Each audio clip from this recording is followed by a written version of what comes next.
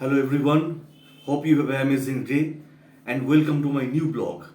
Today we discuss about how to improve your management skill. So if you get promoted to a management position, you know you are already an asset to your company.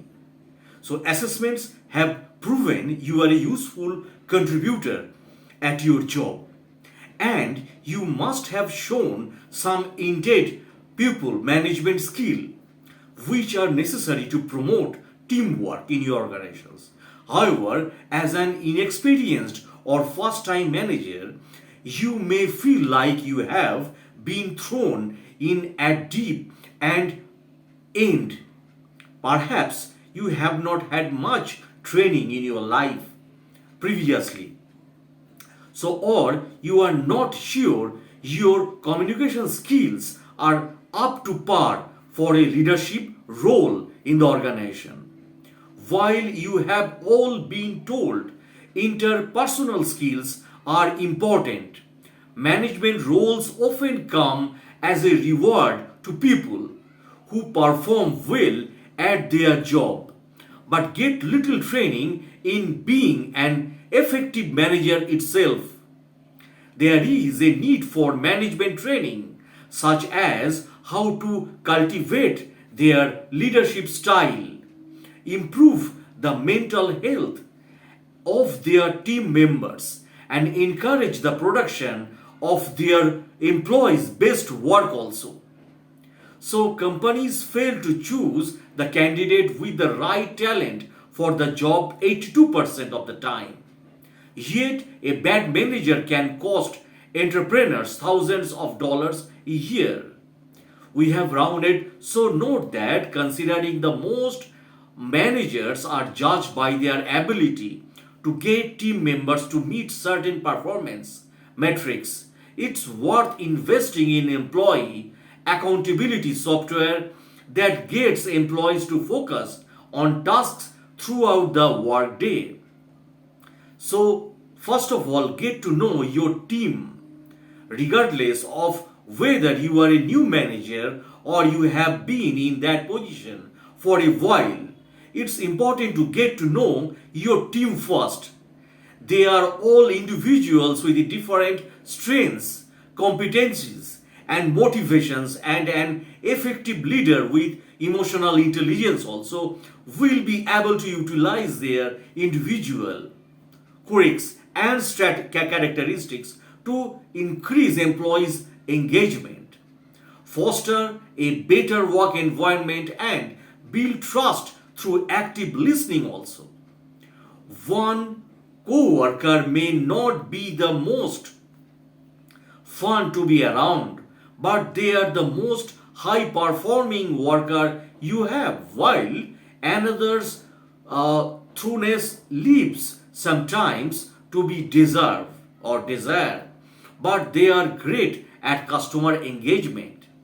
If you are aware of their strengths and weaknesses, you will be able to assign tasks that play to choose strengths to get better results for your team.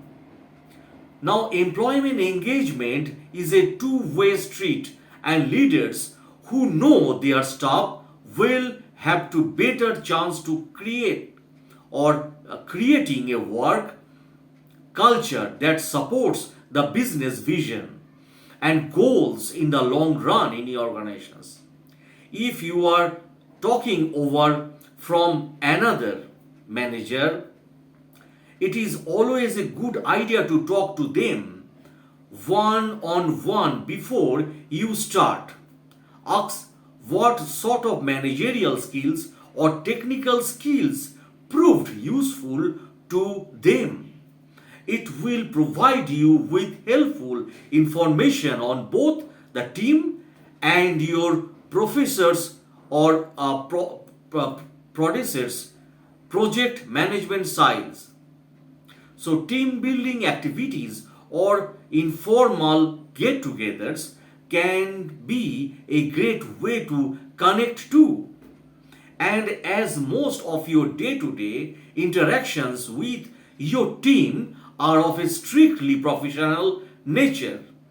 It's a nice to converse in a more amicable way once in a while.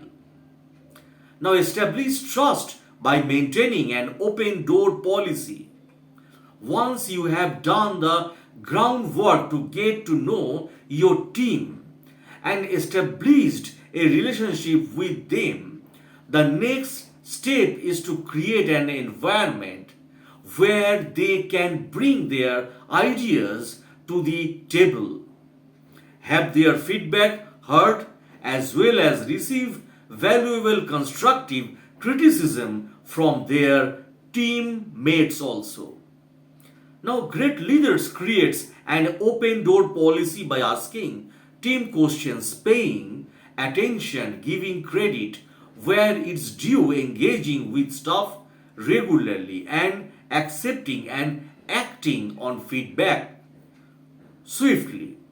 So, this is where soft skills like communications and conflict resolution come into leadership development. Now, create an open door policy by asking questions, accepting and acting on feedback swiftly. That is the main motto. And clear and direct communication increases collaborations, motivations, and enhances effective problem solving skill. Let's take an example for a foreign language school, which is the employees, the teachers interact with the customers, the students, and their parents daily. So, teachers solve problems but also discover new approaches, teaching techniques, and types of management skill. If the principal maintains an open door policy and these teachers are comfortable sharing their insights, he will be able to implement their innovations throughout the school and improve his business. If there are any problem with the students or conflicts with their teacher, his effective communications will also allow him to get wind of them early. Now it's important to catch problems before they fester and get out of hand.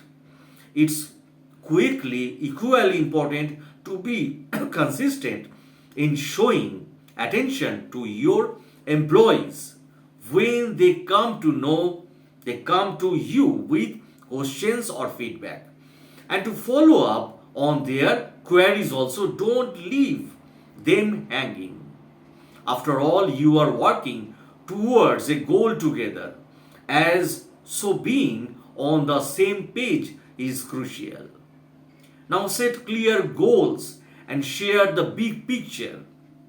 When you step into a managerial role, it is imperative to clearly communicate your goals to them. Goals create a structured environment and clear objectives to work towards, establishing why something needs to be done instead of just how and when helps foster creativity and initiatives. Keep this smart technique to mind when you are communicating goals to your team.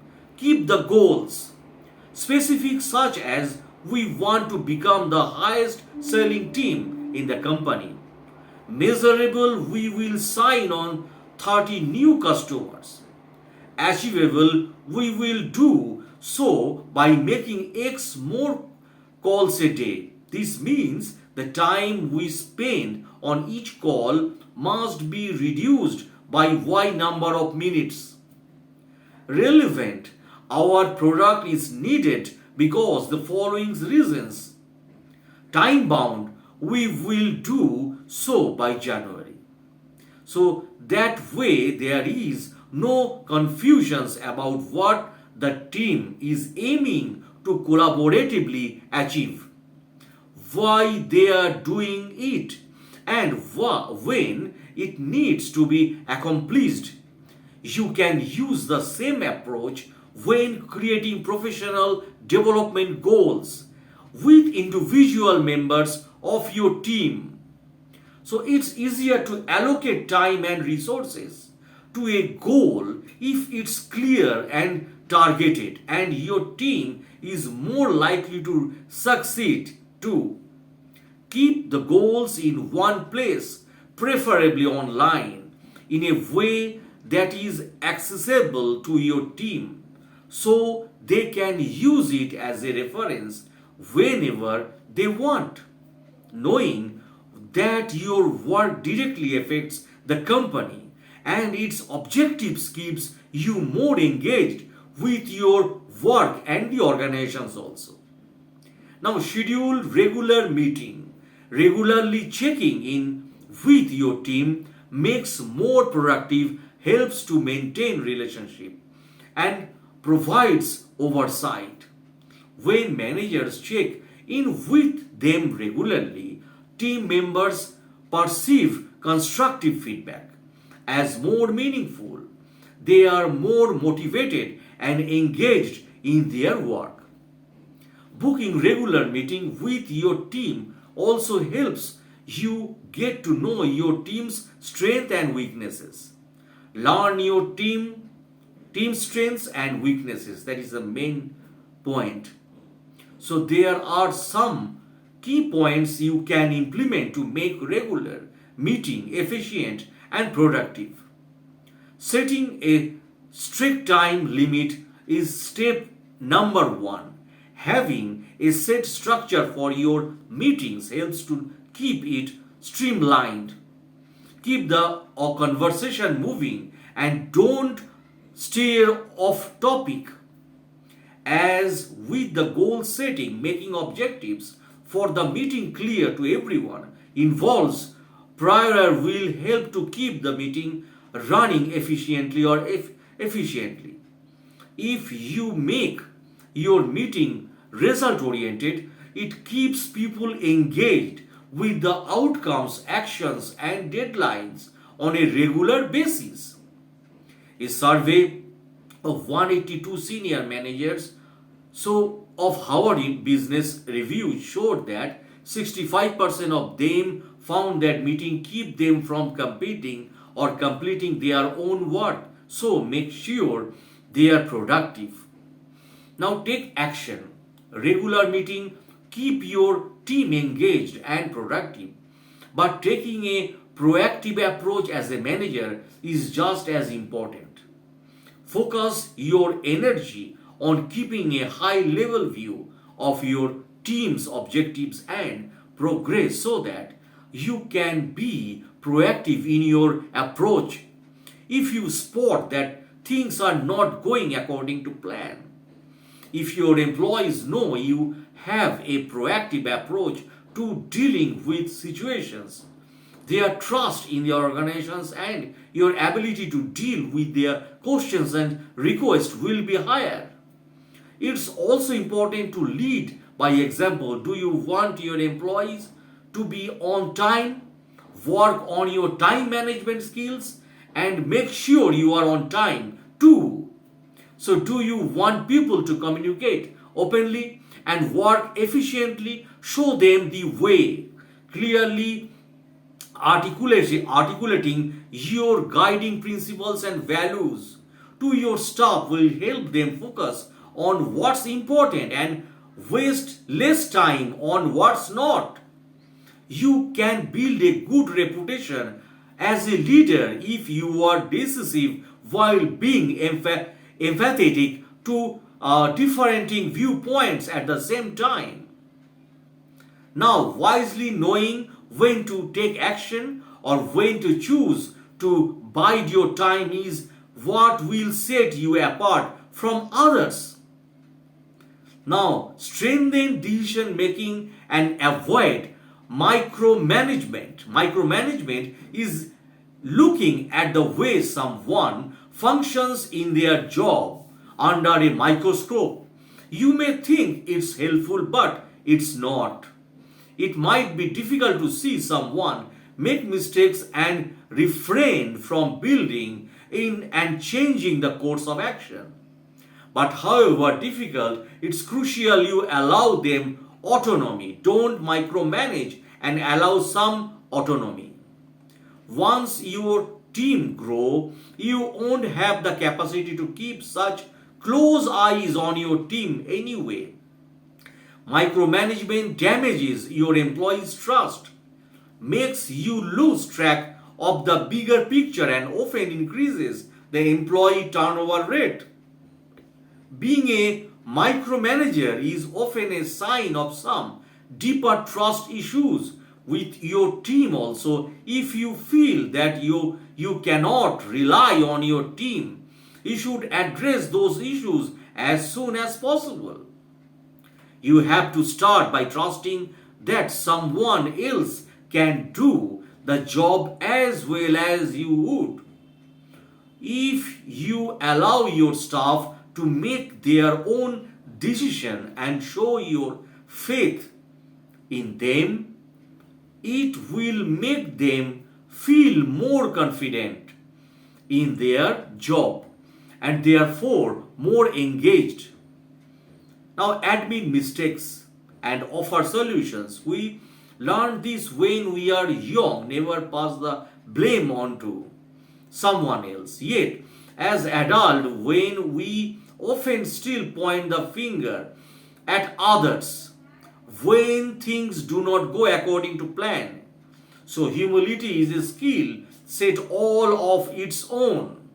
As a manager, you are bound to some mistakes along the way. It's important you acknowledge those.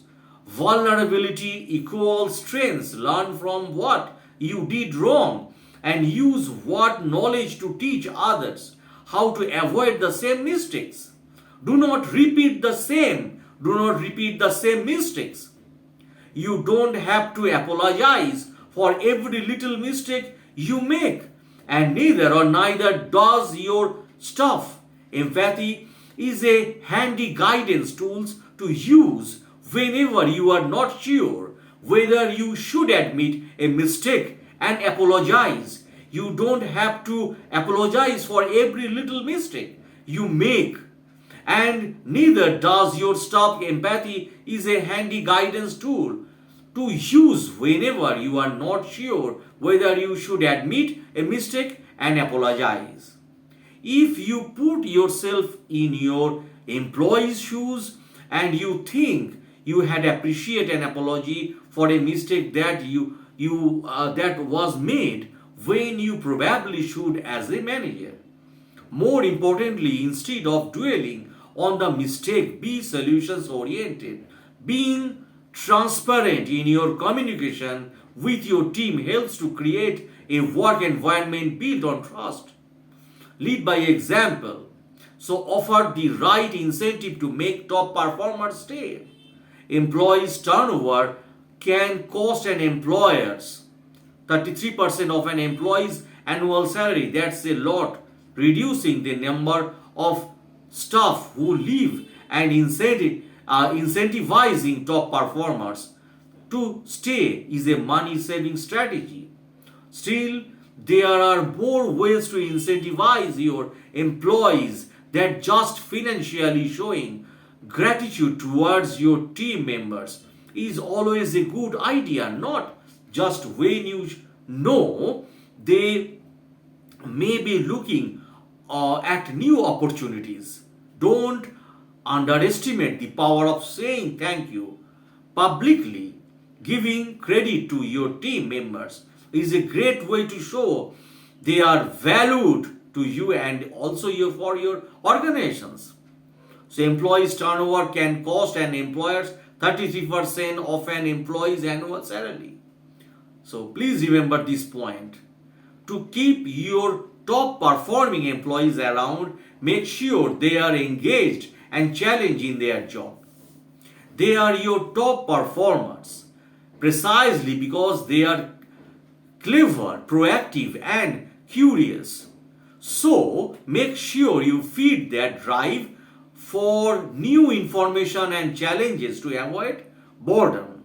It's inevitably to some of your employees do move on. So make sure you conduct good exit interviews and maintain professional relationship with team or them. Not only do you never know when they may come back to your organizations. But keep in mind that both current and former employees are brand ambassadors of your organization. Get oriented. The more organized you are, the better you will be at managing your team. Efficient management of your own workload and that your team also lowers stress, increase productivity, and prevent people from feeling overwhelmed.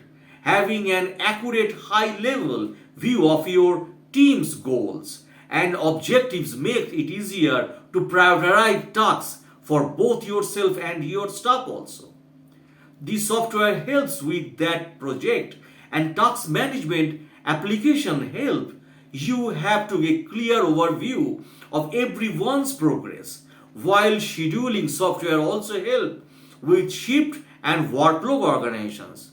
No one wants to work overtime due to the poor organizations, which is why you should leverage these tools. One of the most important lessons for a first time manager is that delegating tasks well is crucial to success. Letting go of control over certain situations will prevent micromanagement. Give your team the opportunity to grow and learn new skills and allow a higher level of productivity overall. However, delegations depends on good organization, which means you need to accurately prioritize tasks and projects and allocate enough resources to each activity you assign. Now keep learning. It's easy to forget about your own personal development when you are focused on your team, but to be the best manager for your employees, you need to set aside some time to continue your own education. Try attending management courses both online and in person to keep on top of your game. It's also a great idea to read extensively, not just on management topics, but also more widely. You never know where you might learn something that will prove useful to you to work. So there are different management styles to educate yourself on, and it may take a while to figure out what approach works best with your team. So lifelong learning is a cornerstone of your more fulfilling and happier life. So block out a few hours a week to allow yourself to take in new informations and learn new skills in your life. Now find a mentor. While job shadowing is helpful at any stage in your career, it's especially important for first time managers. Finding a mentors either within your organizations or externally can provide some much needed guidance to help you find your feet also. The key to finding a good mentor to networking.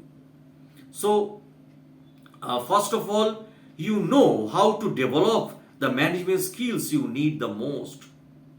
So, management has always been a demanding and evolving professions, and developing the right management skill is the key. A thriving professional, so not to mention the making of a great manager. Whether you are new to a management position, looking to brush up your skills, or wanting to invest in your team, this guide can help you. We will look so managerial skills and the different ways managers can develop in these ideas. So management skills are competencies that help managers better lead, motivate, organize, schedules, plan, budget, and problem solve, whether setting team goals that ladder into organizational goals or making a change for a new hire. Managers leverage a handful of essential skills to accomplish each aspects of their jobs. You can apply management skills to a wide range of career and industries outside of people management. So, many of the skills needed are transferable between these various roles. From middle management to entrepreneur, management skills are a valuable asset to most professionals. So that's for the video, my friends. If you like my channel, please subscribe my channel. Please support my channel. Thanks a lot for watching my videos.